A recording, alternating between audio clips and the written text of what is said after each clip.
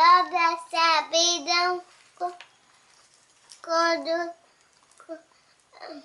as correntes sairão, quando começar a cantar. É Raquel Silva. É. Ixi, como tu tá inteligente, minha mãe. Sim, continua. Quando começar a cantar, Quando começaram a cantar, as portas se Quem abrirão. canta assim, irmã? Quando começar a cantar. Quem canta assim, irmã? As correntes cairão. Quando começaram a cantar, os presos pararão.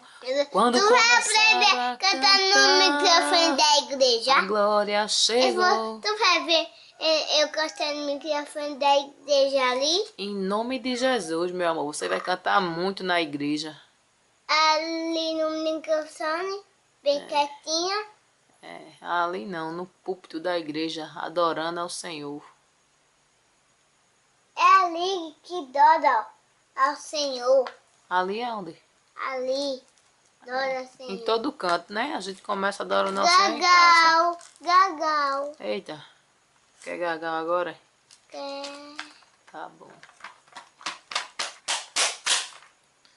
É, deixa eu ver.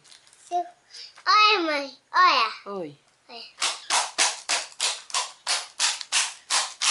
Tô vendo. Cuidado que assim você vai rasgar, viu? E amassar minha capa. Ah, só tá com o engenho do congresso aí. Tá novinha. Não faço isso não, viu? Faço não, que a gente vai cantar no conjunto, na comissão. Vou botar tu nas crianças não, que tu não fica quieta. Eu vou levar tu só pros ensaios mesmo. Tá bom?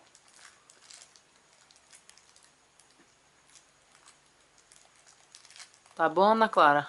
Eu vou levar pro perto das crianças, não. Eu vou levar tu pro ensaio. E eu deixar tu no ensaio sozinha e fechar a porta. Quer dizer que eu sou tu, né? Eu sou tu, é? Vi manhã. Mãe, é tu que fala com mãe, é? É, Ana Clara? Mas, rapaz, eu tava amassando a minha capa todinha. Não faz isso, não. Eu vou ajeitar, mamãe. É tu que fala comigo, é, Ana Clara? Ana Clara... Ana Clara, você está rasgando meus hinos, Ana Clara, e amassando minha capa. É tu que fala comigo, é? Não, a senhora.